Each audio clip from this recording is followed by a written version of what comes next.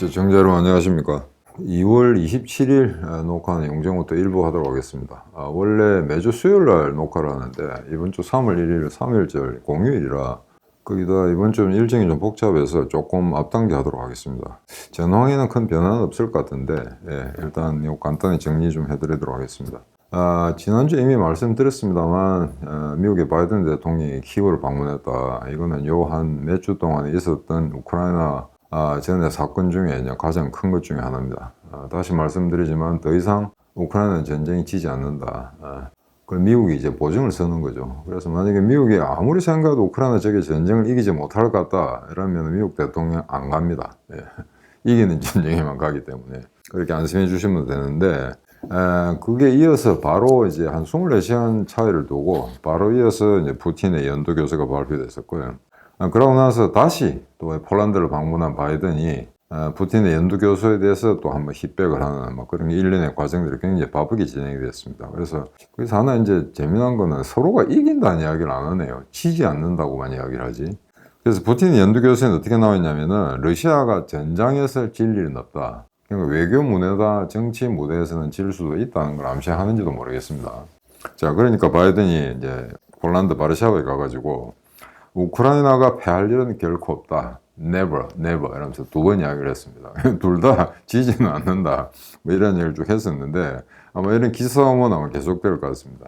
그래서 바이든이 이제 바르샤바 가가지고 한 것 중에 이제 중요한 회의는 부크레슈티 9개국 회의라 해가지고 다 돌지는 안 하고 그 9개국 정상들이 폴란드 바르샤바에서 이제 회의를 쭉 했었죠. 그래서 지금 어찌 보면은 그 나라들이 러시아의 위협을 가장 물리적인 위협을 가장 피부로 잘 느끼고 있는 그런 국가들이기 때문에 거기 가서 너희들 참 힘쓴다. 그 다음에 경제 규모도 그리 크지 않은데 우크라이나에 대해서 전적으로 물자 지원, 무기 공여 거기에 대해서 이제 감사의 뜻을 표한다. 이런 메시지가 포함되어 있을 겁니다. 그러니까 또 그거 이어서 또 바로 또 푸틴이 또 이상한 짓을 했네요. 축구 경기장에 있는 사람들 동원해놓고 이제 쇼하는 건데 이게 작년 아마 침공하고 나서 3월인가 있었던 것 같습니다. 2월 24일 날 침공하고 나서 그래서 한간에 한 20만이 몰렸다고 하는데 그 경기장은 20만 안 들어갑니다. 그게 아마 지난번 월드컵 러시아에서 월드컵이 열렸을 때 그 축구 경기가 있었던 경기장인데 그 안에는 한 9만 정도 집어넣을 수 있고 바깥에 한 10만 정도. 그래서 합이 이제 19만입니다. 19만인데 여기서도 똑같이 연두교수에서 하던 이제 그런 너뚜리를 늘어났죠. 그런데 아니나 다를까 거기는 자발적으로 동원된 사람들이 아니다. 그러니까 의도적으로 학교 선생이라든가 공무원이라든가 군인 중에 일부 이런 사람들을 갖다 끌어모았는데 이게 얼마나 이제 급조된 그 행사인가 하는 걸 알 수 있습니다. 지금 이제 화면에 나옵니다만 그 버려진 러시아 국기들 한번 보십시오. 그냥 그 사람들이 축구 경기 보러 오듯이 이제 깃발을 들고 온 게 아니고 거기다 꽂아놨다는 이야기입니다. 행사장에. 그러니까 그 아무렇게나 내팽개 쳐버리는 거죠. 그죠? 그 다음에 자기 앞자리 있던 거, 옆자리 있던 거 다 모아서 그냥 휴지통 갖다 집어버리고. 미국 사람들요, 저 국기 절대 저렇게 안 합니다.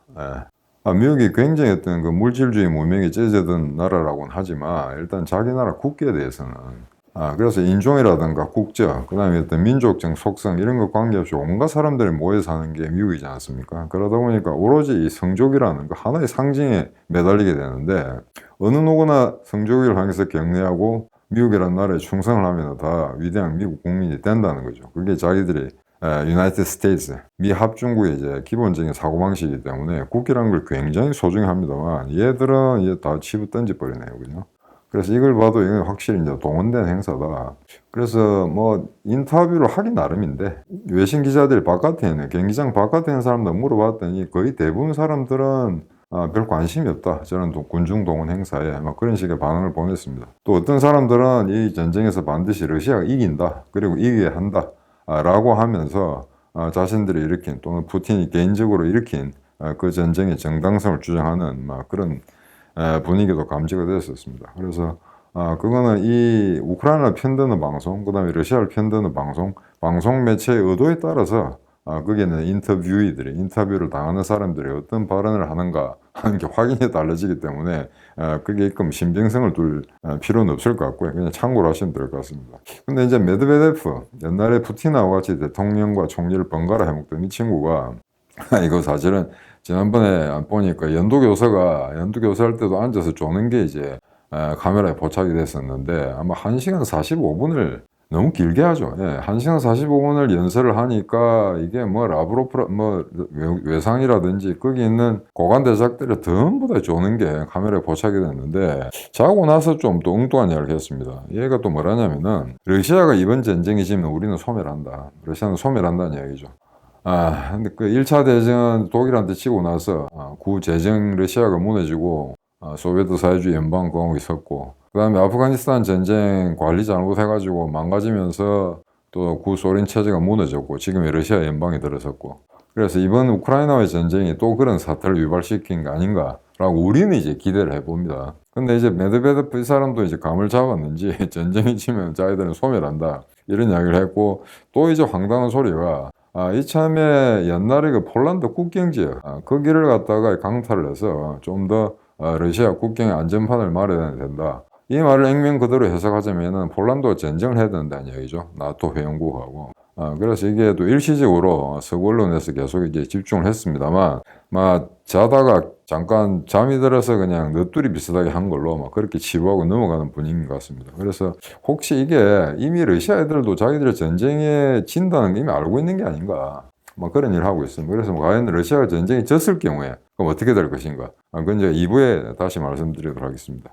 그래서 지금 러시아를 대하는 이제 전 세계 각국의 태도, 이런 게 약간의 이제 큰 줄기는 변동은 없습니다만 약간의 차이들이 있는데, 중국이나 인도, 이런 나라들이죠. 그래서 이번에 이제 2월 23일 날 유엔에서 러시아 철군하는 결의안이 채택이 됐습니다. 그래서 그걸 보니까 찬성이 141표, 기권이 7표, 반대가 32표입니다. 그러니까 이제 찬성 141표라는 거는 여기에 뭐 개도국들도 다 포함되어 있거든요. 중동, 아프리카, 라틴 아메리카. 근데 지난번에 제가 말씀드린 것처럼 불과 전 세계 190개 나라 중에 46개국만이 우크라이나에 대한 실질적인 지원을 하고 있다. 자, 그러면 이게 141표가 나왔다는 거는 사실은 우크라이나에 대해서 지원은 적극적으로 못하지만 여하간 이 전쟁에 도의적인 책임이 있다. 러시아가 하는 것에 대해서는 이제 뜻을 같이 하는 거죠. 그래서 이런 나라들 뒤에 서야 됩니다. 한국은 141개국 뒤에 서야 되고 앞서 말씀드린 우크라이나를 실질적으로 지원하고 있는 46개국 그들과 나란히 서야 됩니다. 근데 지난번에 이제 2022년 전쟁이 발생하고 난 다음에 이제 두 번의 결의가 있었습니다. 이번 거 말고 그래서 3월 22일 그 다음에 10월 12일 날 있었는데 거의 대동소이합니다. 찬성은 141, 143 여기서 왔다 갔다 하고 반대 기권 큰 차이는 없습니다. 근데 이번에 그 기권한 나라들은 이제 중국, 인도, 남아공 이런 나라들입니다. 그러니까 중국하고 인도 같은 경우에 이게 섣불리 러시아를 지원했다가는 또 다른 측면에서 서구로부터 봉쇄 또는 세컨더리 보이콧 이런 거 당할 우려가 있기 때문에 일단 기권을 하는 거죠. 속으로는 이제 러시아가 이기길 바라는지도 모르겠습니다만. 근데 반대를 한 나라는 뭐 분명합니다. 러시아, 벨라루스는 당연한 거거든요. 그 다음에 북한, 시리아, 니카라과, 말리, 에리트리아. 에리트리아는 이제 동부 아프리카 쪽에 있는 조그만 나라인데 이게 지금 이디오피아하고 계속 지금 내전 중이었고요. 저 최근에 잠깐 휴전했다고 하는데 또 아마 전쟁이 해갈 겁니다. 니카라과 얘기는 다니엘 오르테가 옛날에 좌파 대통령이 다시 들어와가지고 집권하고 있는 상태고 말리는 이게 아마 굉장히 어떤 그 정황이 굉장히 불투명한데 와그너 그룹이 들어가가지고 아마 쿠데타를 지원하고 그래서 아마 친러 정권이 들어서 있는 그런 상태인 것 같습니다. 원래 그 불어 쓰는 나라죠 말리. 국토는 꽤 큽니다. 북서아프리카 있는데 이런 나라들입니다. 그러니까 여러분들이 별로 여행 갈 일이 없는 자식들을 이런 나라에 유학 보낼 리가 없는 그런 나라들에 다 반대를 했다. 그래서 대충 이거 보면 이제 누가 옳으냐 그러냐 하는 건 대충 결정이 나 있는 상태죠. 그래서 거기에 이제 기권한 나라들 이런 나라들은 자국에 약간의 이제 독특한 이해관계가 있긴 있겠습니다만 기본적으로는 반대표를 던지지 않았던 것만으로도 의미가 있는 걸로 그렇게 치부해 두도록 합시다. 그래서 이제 최근에 중국이 다시 이제 동화에 올랐는데 중국이 이 전쟁에서 뭔가를 좀 얻어보자. 그 다음에 자칫 잘못하면 서방으로부터도 배척받고 그 다음에 같은 우방인 줄 알았는데 러시아를 적극적으로 지지하지 않는다. 이것 때문에 이제 러시아, 이란, 북한과 어떤 또 소원한 관계를 만들어낼 수도 있고 막 그런 약간의 어떤 민감한 문제들이 있습니다. 그래서 이게 뭐 중재하고 이제 대화를 촉진하겠다 이래가지고 이제 뭐 11개인가 12개 항인가요? 그래서 이제 정전 협정을 갖다가 주장하는 그런 중재안을 발표를 했는데 이건 뭐 바이든이 당장 이건 러시아를 지지하는 거다라고 이제 뭐 간단히 한마디로 그냥 반대를 했었죠. 근데 이 내용의 골자는 이겁니다. 그러니까 지금 현 상태에서 전투를 그만두라는 겁니다. 그러면 지금 이 4개주, 헤르손이라든가 자포리지아, 그다음에 루안스크, 도네스크, 지금 이 상태는 원래는 국제법적으로 우크라이나 영토였는데 지금 강제적으로 러시아가 지배를 하고 있지 않습니까? 그러니까 그 상태에서 전쟁을 그만두라는 이야기거든요.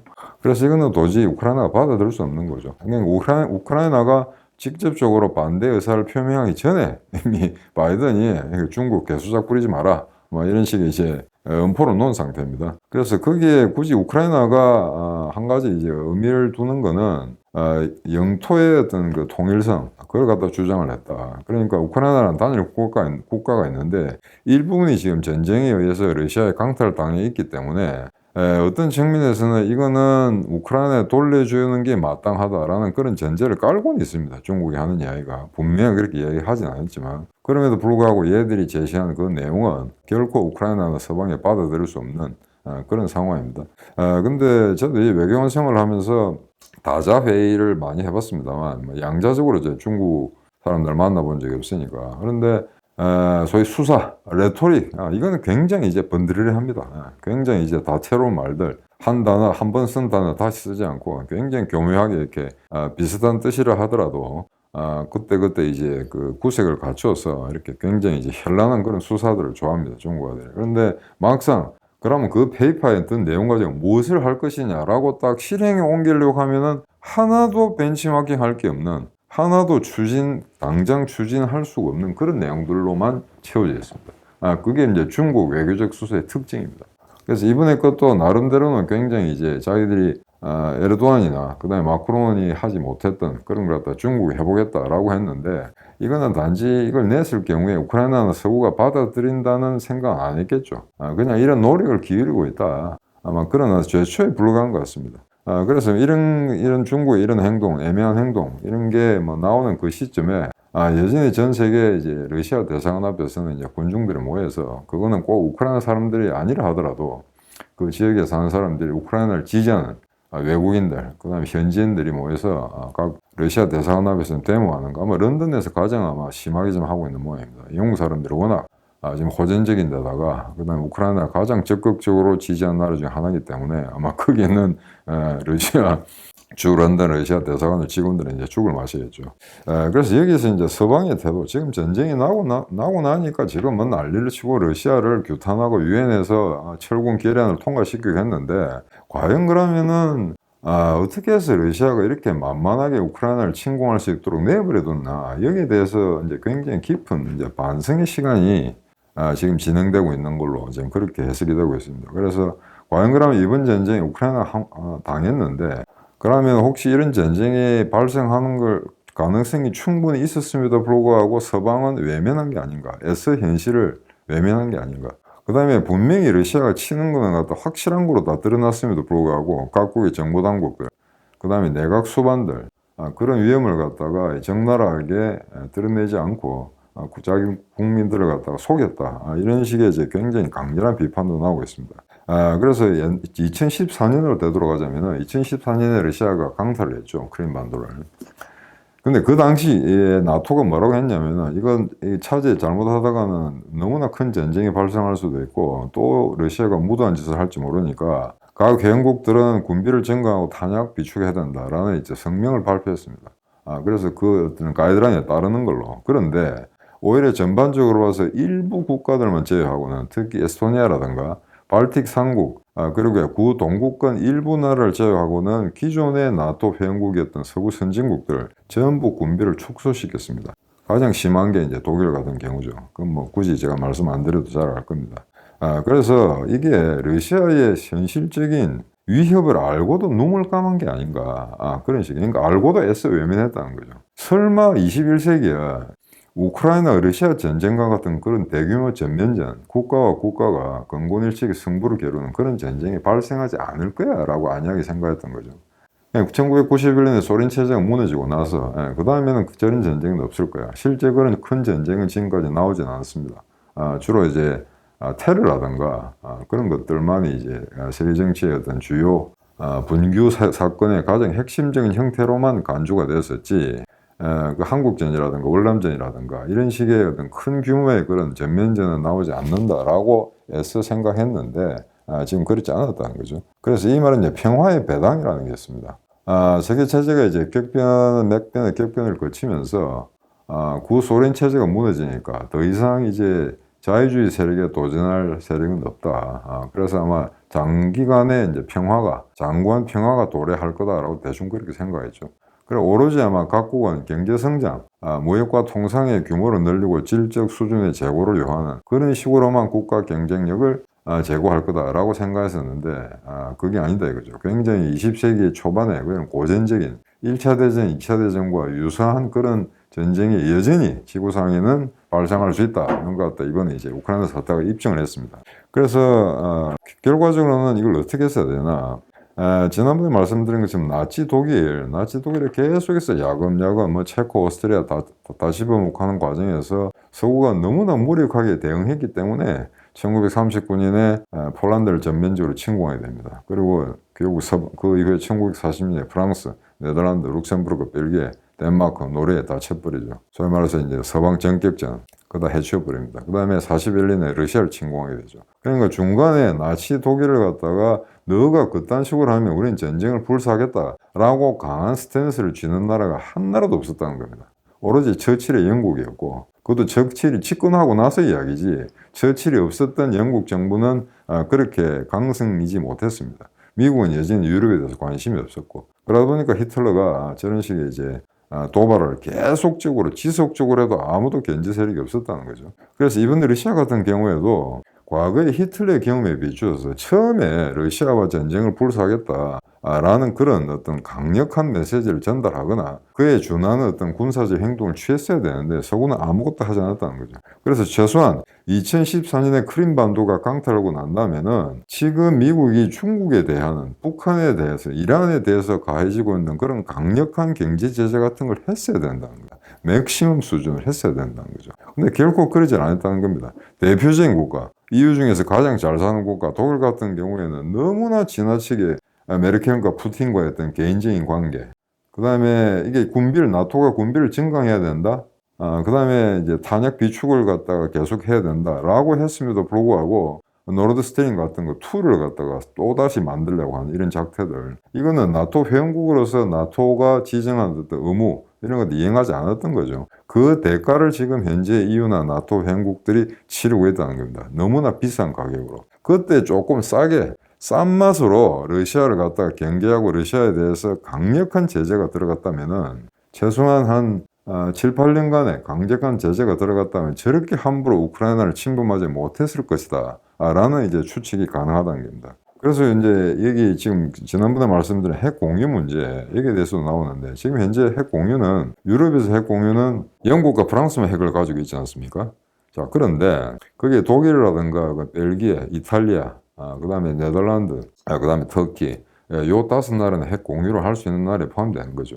근데 폴란드가 사실은 그 핵 공유국에 들어갈 수 있도록 해달라고 했는데 결코 이 폴란드의 뜻을 들어주질 않았습니다.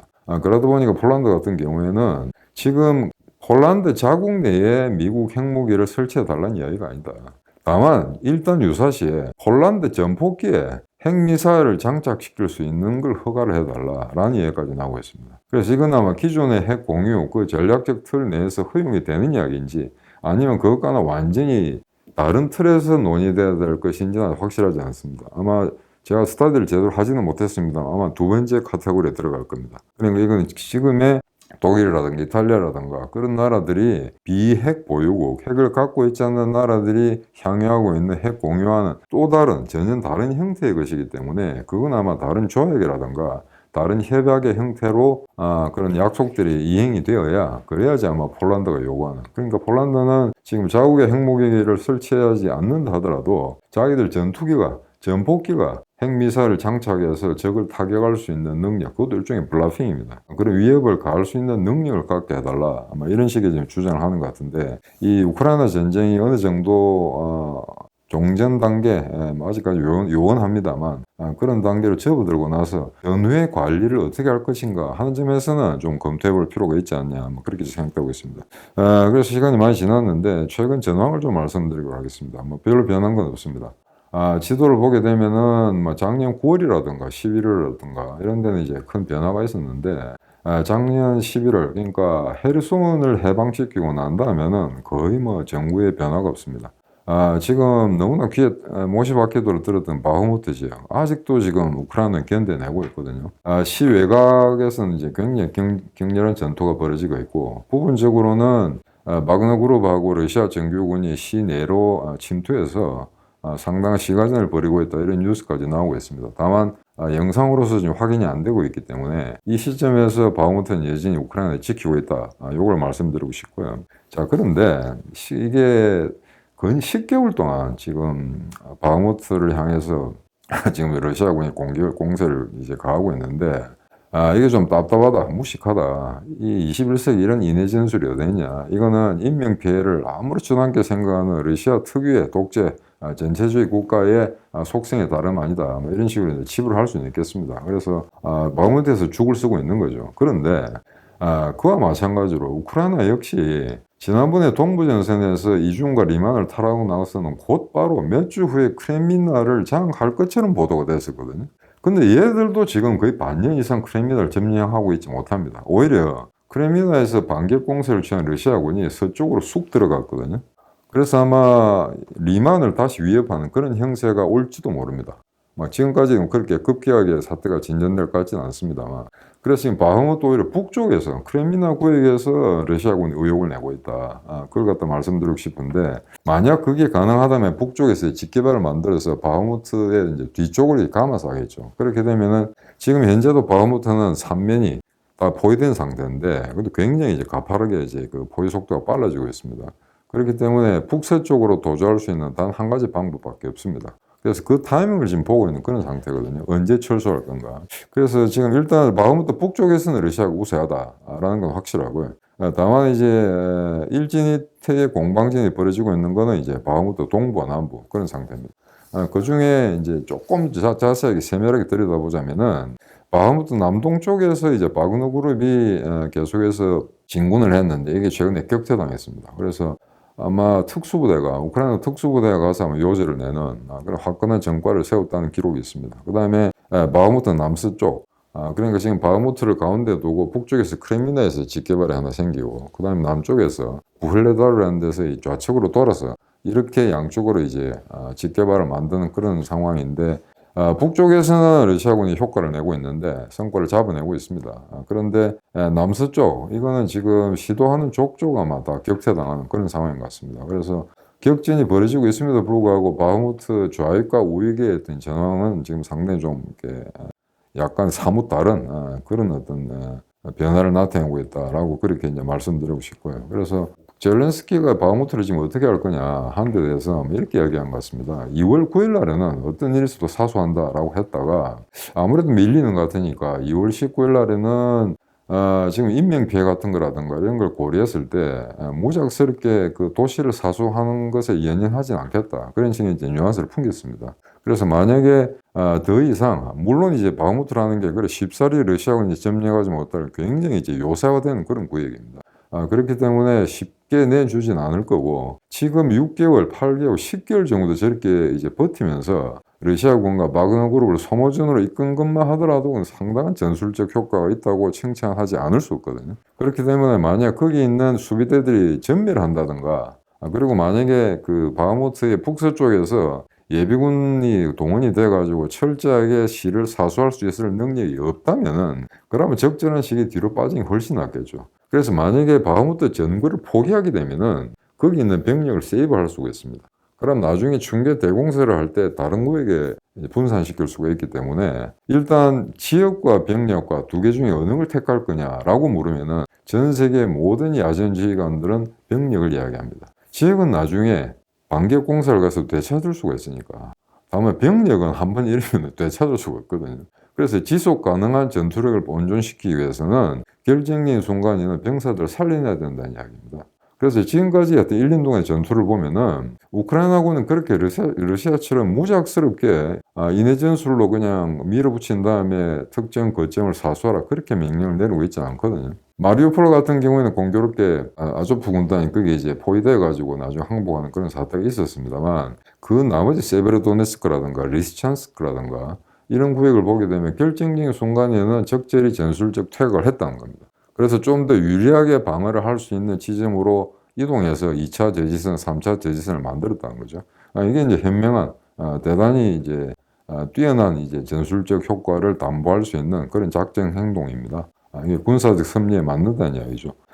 그런데 그럼에도 불구하고 만약에 러시아가 몇 명이 죽더라도 바흐무트는 여간히 되찾아내겠다 한다면은 그러면 결정적인 순간에는 병사들을 살리기 위해서라도 뒤로 잠깐 빼는 게 올바른 행동이 아닌가 그렇게 예측이 되고 있습니다. 그래서 아마 이 방송 제가 월요일 하는데 토요일 나가겠죠. 근데 그 안에 그런 어떤 극단적인 선택이 생기리라고는 생각하지 않습니다만 아마도 계속 이런 방식으로 밀린다면은 그쪽에서는 굳이 우크라이나군이 바흐무트를 고집할 필요가 없는 그래서 어찌 보면 처음에는 바흐무트가 러시아가 목숨 걸고 지켜야 되는 그런 이제 격전장으로 생각했었는데 오히려 이게 한 10개월 정도 지나면서 오히려 그 바흐무트를 사수하는 우크라이나군의 수비대가 이 우크라이나의 어떤 그 저항정신을 상징하는 이런 정치적 의미를 띠게 돼버렸거든요. 그런데 그럼에도 불구하고 정치와 군사가 부딪힐 때는 철저히 군사가 우선해야 됩니다. 병사들을 살려내야 됩니다. 그래서 지금 약간 톤이 바뀌었습니다만 이제 젤렌스키가 그렇게 히틀러처럼 무작스럽게 스탈린그라드를 사수하라든지 그런 식의 명령은 내리지 않을 거기 때문에 거기 있는 수비대가 설사 현지에서 물러난다, 퇴각을 한다 하더라도 병력 자체는 온전시킬 수 있을 것이다. 그렇게 지금 예상하는 바입니다. 그래서 2월 28일, 내일까지 원래는 바흐무트가 함락돼야 됩니다. 푸틴의 명령에 따르면은. 그러고 나서 이제 3월 한 달 동안 돈바스 전역을 해방시켜라. 자기들이 해방시켰다는 뜻이죠. 러시아군이.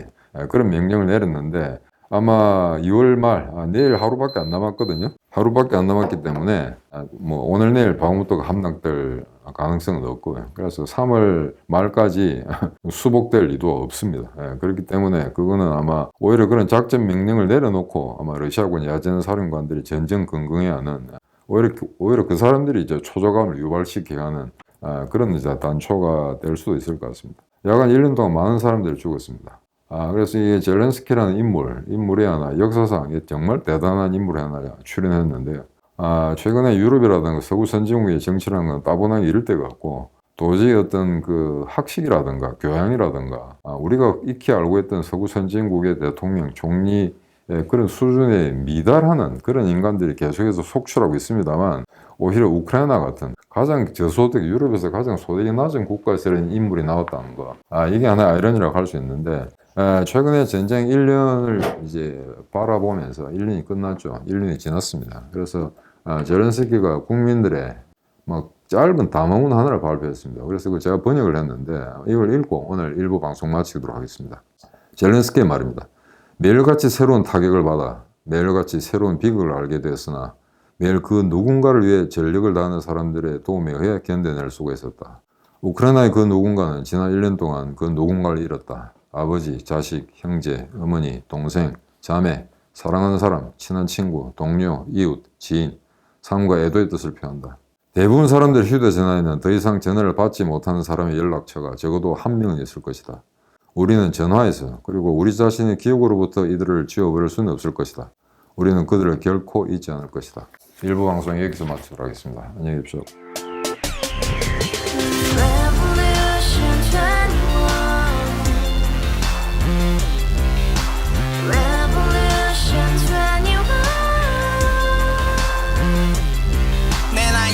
월세 30 코인빚만 300 서울에 온 지 벌써 10년 아둥바둥 버텼지만 여전히 난 반지 하에 제왕 곰팡이 연문 재앙 내비랭 깡통 망통 완전히 폭망 고시원 창문만큼 작아진 내 꿈 연애 결혼 내 집 모든 게 헛꿈 1년 전 떠난 여친 울며 말했지 같이 스파자 평생 가본 게 꼭꼭꼭하지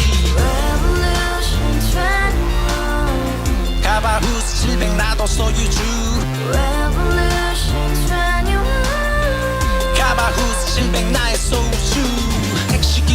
알아보지 마 특히 쇼울 업무니 우리 집안 다 털어봤자 후줄 그래 개선민 내 미래 거기서 팍 끝난 거지 팍더 이상 노력 따윈 괴물이 스펙 찾아서 말리 비 오는 날 알바 잘려 맨날 학원 날 개쳐 빨려 밤비 내리는 양화대교 홀로 걷고 있을 때 현수막에 아로 새겨진 평당 700짜리 아파트 다 같이 소리 질러 혁명 21 Revolution 21 카바후스 700 나도 소유주 Revolution 21 카바후스 700 나의 소유주 You and I, we live together in the house Brand new day, and your dream had just begun